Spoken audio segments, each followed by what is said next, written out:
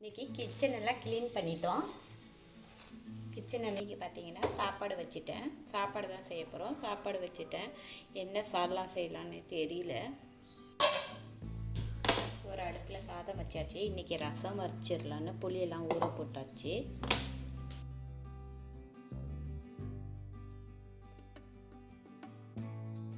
எண்ணெய் ஊற்றிக்கலாம்.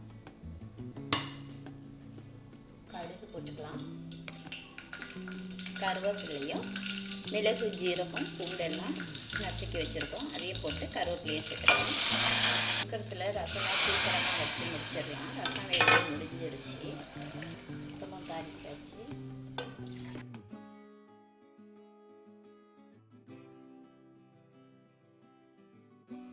இப்போ பார்த்தீங்கன்னா ரசமும் ரெடி ஆகிடுச்சு.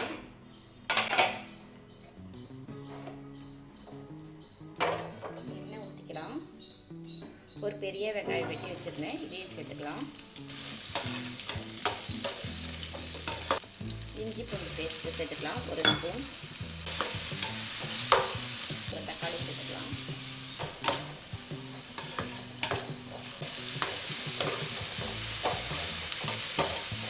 தக்காளி, மிளகாய் தூள் ஒரு ஸ்பூன், மஞ்சள் தூள் அரை ஸ்பூன், கரம் மசாலா 1/4 ஸ்பூன்,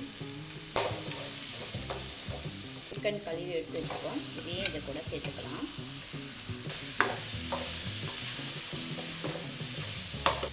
இது கூடவே உப்பு சேர்த்துக்கலாம்.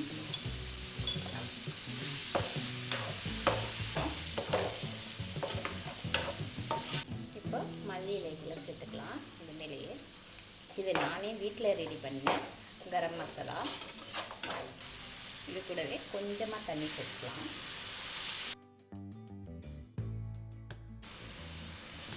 மூடி வேக விட்டுக்கலாம். பார்த்தீங்கன்னா சிக்கன் ரெடி ஆகிடுச்சுன்னு பார்க்கலாம்.